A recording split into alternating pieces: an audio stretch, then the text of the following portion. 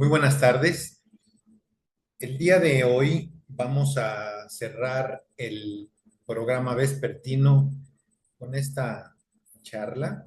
Vamos a platicar un poco sobre el ultrasonido Doppler y la utilidad que tiene en la evaluación de las arterias temporales. ¿Qué es lo que vamos a evaluar y de qué manera lo debemos de realizar? Yo soy el doctor Gilberto González Gamiño y soy médico radiólogo. Para iniciar, hablemos sobre los objetivos de la charla. Esta pequeña conferencia vamos a, antes que nada, reconocer la utilidad del ultrasonido como un método de diagnóstico en la evaluación de los pacientes con sospecha de arteritis de células gigantes. Es importante recordar que se trata de una técnica válida, que tiene una utilidad muy clara, aceptada, es un método confiable y parte de esto le brinda, que brinda el método es que además, como en otras áreas vasculares, es un método no invasivo que nos va a permitir obtener información anatómica, pero también hemodinámica, funcional. Esto con la idea de reducir costos asistenciales operativos y permitir una rápida toma de decisiones terapéuticas en estos casos en particular de pacientes en los que se sospecha este tipo de arteritis. En todo caso, representa un excelente auxiliar diagnóstico cuando se quiere efectuar una biopsia guiada por ultrasonido, que son muy pocos los casos porque eh, el ultrasonido de las arterias temporales vendría a sustituir la necesidad de hacer un proceso invasivo. ¿Qué podemos decir de, en general para ubicarnos sobre esta patología? La arteritis de células gigantes es una condición, es una enfermedad catalogada como una condición inflamatoria, es una vasculitis sistémica granulomatosa. Y tiene importancia porque sus complicaciones cuando éstas se presentan son muy graves. En este caso, la pérdida de la visión. Y esta pérdida de la visión puede ser parcial o puede ser amaurosis, eh, con la pérdida total de la visión, en cuyo caso constituye, por lo tanto, una urgencia oftalmológica.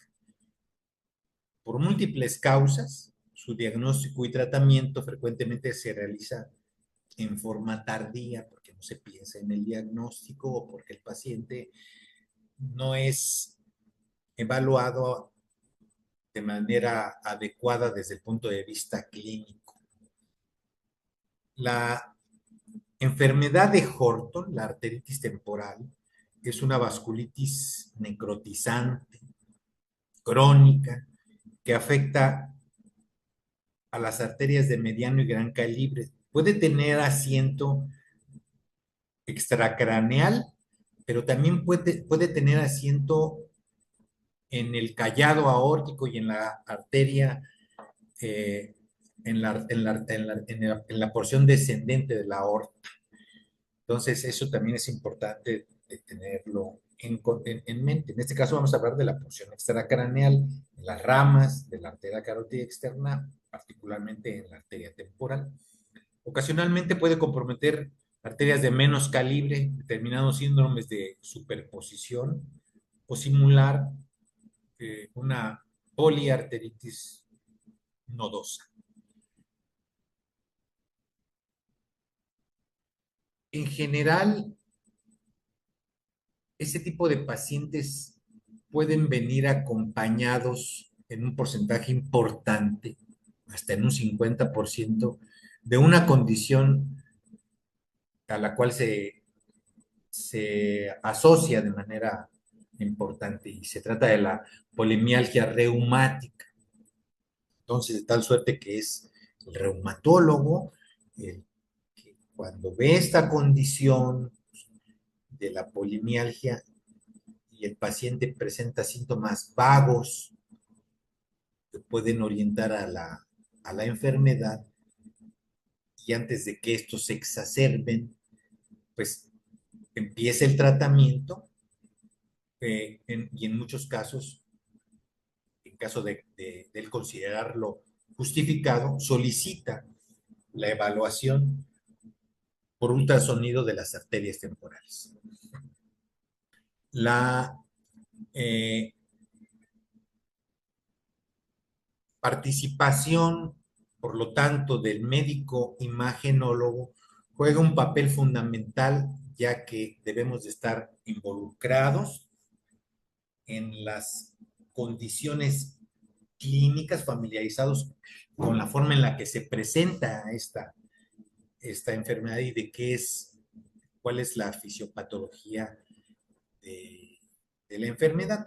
Las arterias preferentemente afectadas, como ya lo mencionábamos, bueno, pues son las arterias ramas de la carótida externa, que pueden ser no solamente las arterias temporales, sino superficiales, los trayectos superficiales, sino también la facial, la maxilar interna, la occipital, las ciliares y las oftálmicas. Se observa esta condición casi de manera exclusiva en personas mayores de 50 años, aunque el pico máximo, cabe la pena mencionarlo, se presenta cerca de los 70 años de edad. Entonces, pero ya ser mayor de 50 años se considera un criterio diagnóstico clínico. Es más frecuente, sí, en las mujeres que en los hombres y también tiene cierta predisposición por la raza blanca, particularmente algunos europeos con ascendencia escandinava, pero también americanos muy hacia al norte de la Unión Americana. Entonces ya platicábamos esto, ¿no? Los criterios de clasificación de mayores de 50 años que tienen cefalea de reciente aparición y el paciente manifiesta la cefalea fundamentalmente en la región temporal, la región de las sienes. Eh, Cuando esto sucede y el proceso se instala, estos trayectos, que son trayectos en condiciones normales en un paciente que no tiene la enfermedad, pues no son trayectos que se marquen mucho, ¿no? Pero cuando esto sucede, pues, se traduce en cordones que se hacen aparentes, que son, que tienen hiperestesia y que son dolorosos a la exploración, a la palpación. Y una particularidad es que tienen el impulso disminuido. Nosotros en este momento, bueno, si nos tocamos la parte de las sienes, pues, claramente a través de palpación podemos identificar, localizar el sitio donde cursan esto. Pues de esta manera es también como nosotros iniciamos la exploración. Otra, Otro dato clínico asociado es el incremento de la velocidad de sedimentación globular a razón en la primera hora de 50 mililitros por hora y en aquellos pacientes que pueden tener una biopsia que ha sido negativa porque se puede hacer el procedimiento guiado por ultrasonido porque en muchas ocasiones son segmentarias las afectaciones de estos vasos. Entonces, es así como el Colegio Americano de Reumatología, pues, habla de estas condiciones, ¿no? Edad mayor de 50, femenino, cefalea, que el paciente refiere con una condición diferente, rara, no típica, porque todos hemos mantenido cefalea, bueno, pues estos pacientes la refieren como una cefalea distinta a otras que haya padecido en el transcurso de su vida, y, y, y a la exploración, bueno, son disminución en el pulso en estas regiones, hiperestesia, incremento de la velocidad de sedimentación globular, está determinada por el método de Westergren.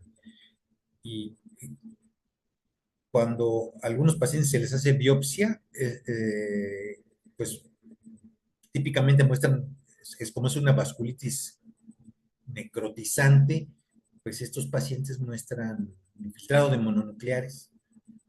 Siempre, casi siempre, siempre sucede esto con inflamación granulomatosa y transformación de células gigantes multinucleadas, que vale la pena mencionar que esta última condición de la presencia de células gigantes multinucleadas aparecen en pacientes que padecen la enfermedad solamente en un 50% de los casos. El patólogo tiene algunos otros hallazgos que se asocian y no siempre la presencia de las células gigantes multinucleados, aunque la enfermedad se llame así, artritis de células gigantes. Entonces, bueno, para la clasificación de un paciente afectado por artritis de células gigantes debe reunir al menos 3 de estos 5 criterios, y esto le brinda a esta parte clínica una sensibilidad de 93 y una especificidad de 91%. Desde el punto de vista clínico, las manifestaciones más frecuentes de esta condición constituyen un síndrome constitucional que algunos denominan fase de sintomatología general, asociado a polimialgia reumática, y el paciente parecería tener un síndrome consultivo, o sea, el paciente se adelgaza, tiene anorexia, están en algunos casos con astenia, fiebre, dolores generalizados, articulares, musculares, que en muchos casos el paciente puede ser mal diagnosticado por alguien que no tenga mucha experiencia, como la fibromialgia. Habitualmente, enseguida de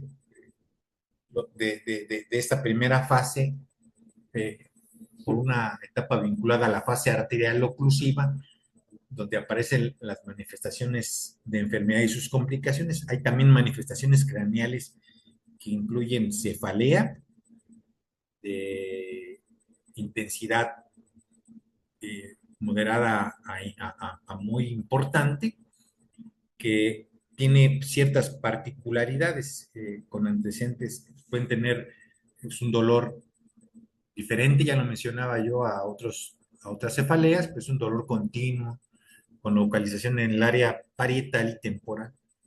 Típicamente, muchos pacientes de estos se acompañan de hipersensibilidad en el cuero cabelludo, que en esta época, eh, del año en el que estamos ahora mismo, en enero, empeora con el frío y empeora mucho más por la noche, madrugada. Ya lo mencionaba al inicio, que la palpación de estos trayectos arteriales le condiciona al paciente mucha molestia, ya que se vuelven pequeños cordones indurados, dolorosos. Y es así como se hacen más aparentes. El trayecto casi en su totalidad se marca, de ahí que En este caso, en la última década, en los últimos años, la evaluación ecográfica ha pasado a ser un método que tiene un valor muy importante desde el punto de vista no solamente diagnóstico, debo de aclararlo, sino también en el seguimiento. ¿Por qué? Porque este tipo de pacientes, eh, cuando son manejados por el especialista adecuado, son manejados con corticoterapia y el ultrasonido también es un método excelente en el seguimiento evolutivo en el transcurso y después del tratamiento.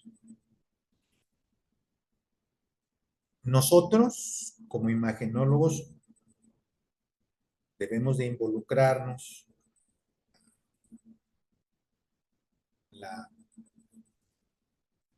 forma típica de presentación. Muchos pacientes de estos se presentan con este dolor muy intenso, y que y debemos de explicarles claramente qué es lo que vamos a hacer, porque ya platicaba que como tienen hipersensibilidad, pues les voy a poner gel y lo vamos a explorar. El paciente, bueno, pues siempre, en muchos casos, eh, pues lo primero que nos dice el doctor es que me duele. Pues, nuestra obligación es hacerlo siempre con cuidado, ¿no? Utilizando transductores lineales, pero si se tiene el recurso de un transductor tipo palo de hockey, que son de muy alta frecuencia, pues mucho mejor, de alta resolución, y haremos la exploración en escala de grises con Doppler y con Doppler espectral, siguiendo los trayectos superficiales que estén al alcance, inclusive sobre las porciones con pelo implantado. Entonces, transductores lineales y transductores tipo hockey stick. ¿Cómo efectuamos la exploración? Bueno, pues hay una técnica. Es una técnica sencilla, fácil de recordar. El paciente se encuentra en decúbito supino, gira, si voy a explorar estos trayectos superficiales en el lado derecho, la región temporal anterior, cerca del frontal, pues le pedimos que gire la cara a la izquierda y aplicamos una capa generosa de gel para tratar de hacer la menos presión y sobre esa cama de gel trabajar. Eh, por encontrarse esta inmediatamente por debajo de la piel, 1 o 2 milímetros por debajo de la piel, es fácil de explorar, pero también en ocasiones difícil su identificación así rápidamente, ¿no? Como disminuye el pulso, pero con esta capa generosa de gel y haciendo un protocolo viniendo de adelante a atrás, de arriba a abajo, bueno, localizamos nuestro objetivo y por lo tanto vamos a hacer abordajes multidireccionales, tanto longitudinales como transversales. La exploración siempre deberá de ser efectuada de forma bilateral, incluyendo el tronco común y las ramas, tanto la rama parietal como la rama frontal, toda la extensión que podamos hacer la exploración. ¿Por qué? Porque ya les mencionaba que este tipo de exploraciones, cuando se ve afectada estas arterias, bueno, pueden ser solamente en pequeños segmentos o en un solo segmento. Y entonces debemos de hacerlo de una forma con mucha calma y tratando de hacer la evaluación completa del trayecto. Entonces, siempre escala de grises. Vamos a ver más adelante qué es lo que vamos a explorar. Color y espectro. Y como la anatomía es muy variada, bueno, pues podemos empezar para tener un campo más de visión empezar con un transductor lineal y después enfocarnos, si es necesario, con el hockey stick para ver ya segmentos muy particulares. Entonces lo hacemos de adelante a atrás y de abajo hacia arriba y siempre tratar de hacerlo ya siempre comparativo, con una capa generosa de gel. Entonces, ya habiendo localizado los trayectos que queremos ver y queremos mayor detalle de, de su estructura, bueno, pues podemos abordar con un transductor como este para seguir la totalidad de los trayectos del tronco principal y de sus ramas. Y lo vemos así, inmediatamente por debajo de la piel y el escaso tejido celular subcutáneo, pues encontramos esta estructura interfacial y en las arterias temporales. Le hacemos zoom. Aquí estamos trabajando con un transductor que va de 8 a 18 megahertz. Como ustedes ven, está a 2 milímetros, casi 3 por debajo de la piel. Más o menos ese es el promedio, ¿verdad? Y seguimos todo su recorrido. Es más fácil hacer el recorrido primero en eje corto, hacer el recorrido con bastante gel para no presionar, porque es relativamente frecuente que si hacemos un poco más de presión y si tiene comprometido por un proceso inflamatorio la pared, pues no la veamos y pase desapercibida. Entonces hacemos siempre el recorrido en eje corto, así es como es mejor hacerlo. Y habiendo esto, hecho el recorrido en eje corto, bueno, podemos girar a eje largo y obtener las imágenes complementarias correspondientes. La alta frecuencia nos permite inclusive hacer la medición del espesor íntima media, como en este caso. Esta es una espesor íntima media normal en esta arteria temporal. Hacemos el recorrido y cuando pasamos a eje largo, bueno, en eje corto, vamos a ver más, esto es lo normal. Cuando pasamos a eje largo, bueno, pues hacemos una escala de grises, después con color, puede ser con angiodoppler, puede ser con Doppler color, y cuando es así, ajustamos la caja de color, optimizamos nuestra imagen, ajustamos la caja, ajustamos la frecuencia de repetición de pulso, la escala, y hacemos el trazado espectral. Y este trazado espectral, este es lo normal, son espectros de baja resistencia, que tienen un, un ascenso sistólico casi vertical, rápido, y una importante cantidad de flujo diastólico. Y aquí más o menos andamos entre 25, 40 centímetros sobre segundo de velocidad pico sístole en este tipo de pacientes. Ahora bien, ¿qué pasa en aquellos pacientes en los que el estudio no es normal? Pues primero lo localizamos, capa generosa de gel, abordajes en eje corto, primero con el lineal, luego si se tiene el recurso del hockey stick, pues lo vemos así. Entonces, pues el lumen en lugar de estar totalmente anecoico, pues se, aparece algo que se llama signo del halo. Hay engrosamientos parietales asimétricos en muchos casos. Por lo tanto, hay defectos de llenado. Vamos con el color y modificación de las velocidades picosístole. Podemos encontrar lesiones estenóticas, por eso el incremento de las velocidades. En otros casos, oclusiones totales, como es este otro que está a la izquierda, donde no hay señal. Ajustamos los parámetros y no encontramos señal. Serán las alteraciones, claro, en un paciente que tiene sintomatología.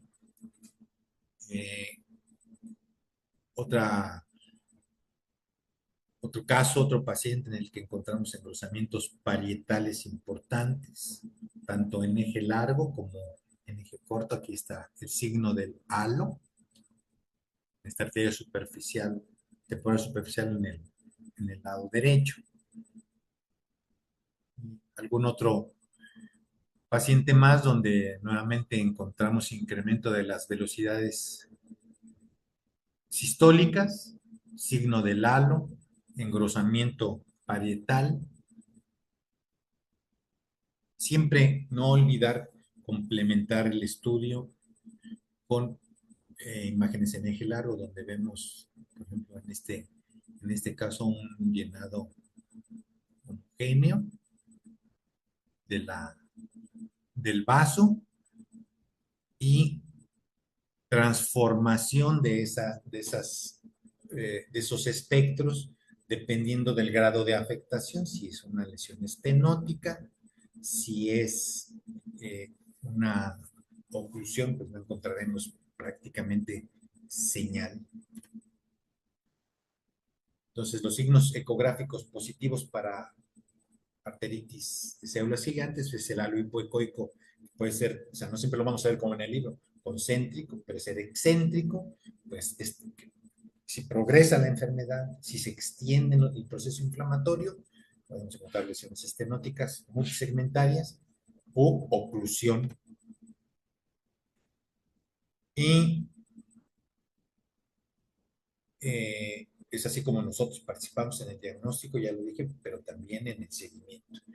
¿Qué podemos decir para concluir? Que actualmente eh, la arteritis de células gigantes es la forma más común de vasculitis sistémica en el adulto. La arteritis temporal es una condición no muy frecuente, pero que debe ser considerada en individuos, ya lo vimos, de acuerdo a los criterios del American College of Rheumatology, en mayores de 50 años con predilección en el sexo femenino, que alcanza un pico a los 70, en el que tienen típicamente cefalea distinta, ya lo mencionaba, claudicación maxilar es otro de las manifestaciones clínicas, y modificaciones también en el campo visual. Esa es la tríada clásica.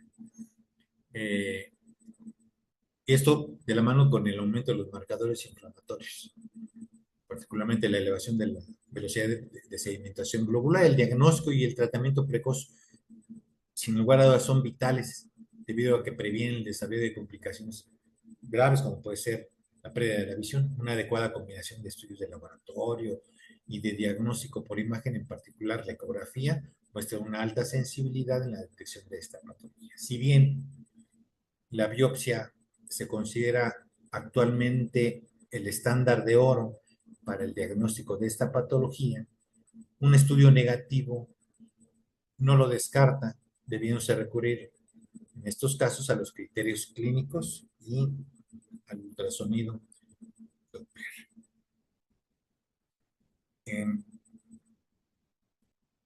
Debo de mencionar aquí, ya para despedirme, que antes, cuando no existían los teléfonos celulares ni el internet, muchos de nosotros esas horas eh, se llenaban de charlas con amigos, con colegas, con familiares. Hoy las pantallas nos han robado parte de nuestra vida cotidiana. Antes se hablaba sin interrupciones, se leían los libros con calma, escribíamos una carta, había tardes de paseo, sin fotos, de juegos, de aprendizajes, de consejos.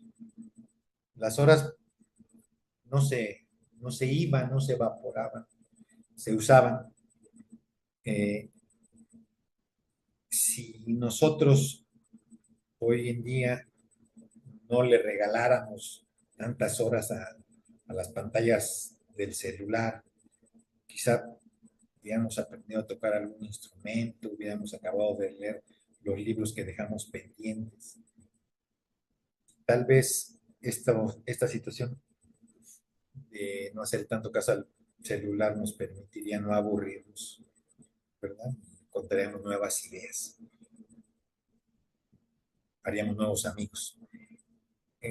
Y pues es tiempo que ya no vuelve, lastimosamente. Cada día, sin darnos cuenta, dejamos que el celular nos robe el tiempo y las relaciones personales se vuelven cada vez más impersonales y dejamos de apreciar la belleza por darle más tiempo a lo que no es tan importante. Bueno, hasta aquí mi participación. Buenas tardes, muchas gracias.